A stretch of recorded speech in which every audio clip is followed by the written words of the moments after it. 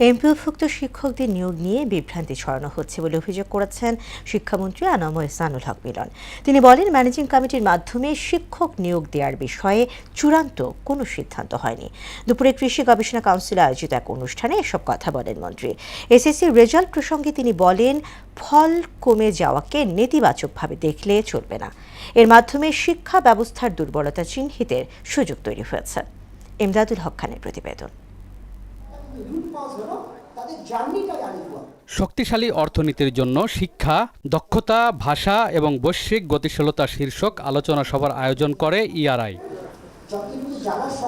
শিক্ষা ব্যবস্থায় দীর্ঘদিনের দুর্বলতা কাটাতে গবেষণা ও বিশেষজ্ঞদের পরামর্শকে গুরুত্ব দেওয়ার কথা জানান শিক্ষামন্ত্রী এহসানুল হক মিলন।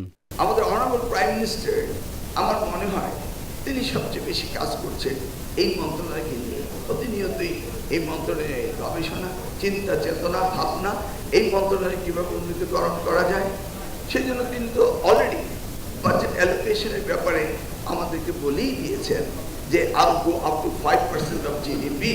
এবারের এসএসসি পরীক্ষার ফল প্রসঙ্গে তিনি বলেন, ফলাফল কৃত্রিমভাবে ভালো দেখানোর চেয়ে শিক্ষার্থীদের প্রকৃত অবস্থান জানা বেশি জরুরি।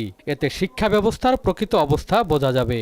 সত্যিকার অর্থে জব করে যদি রেট 70% হয়ে যেত, আমি কি জানতাম? Would I know what was the real data?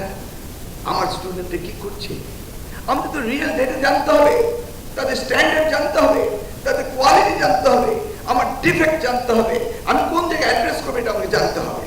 শিক্ষক সংকটকে শিক্ষা ব্যবস্থার অন্যতম বড় সমস্যা হিসাবে তুলে ধরেন শিক্ষামন্ত্রী। তার অভিযোগ, এমপিওভুক্ত শিক্ষকদের নিয়োগ প্রক্রিয়া নিয়ে গুপ্তগোষ্ঠী বিভ্রান্তি ছড়াচ্ছে।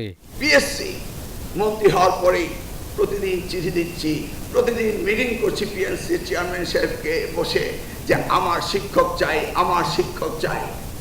এ যাবৎ ওদের 200 শিক্ষকও দিতে পারেনি।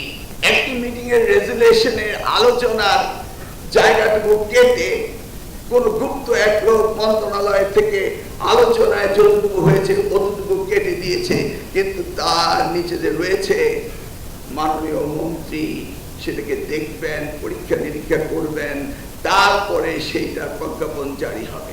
শক্তিশালী অর্থনীতি গড়তে কারিগরি, ভোকেশনাল ও দক্ষতা ভিত্তিক শিক্ষায় গুরুত্ব দেওয়ার আহ্বান জানান শিক্ষামন্ত্রী। আমাদের সবচেয়ে বেশি গুরুত্ব দিতে হবে টিবেট technical vocational education and training. Imdadul Haque Khan, মহানগর সংবাদ, ঢাকা।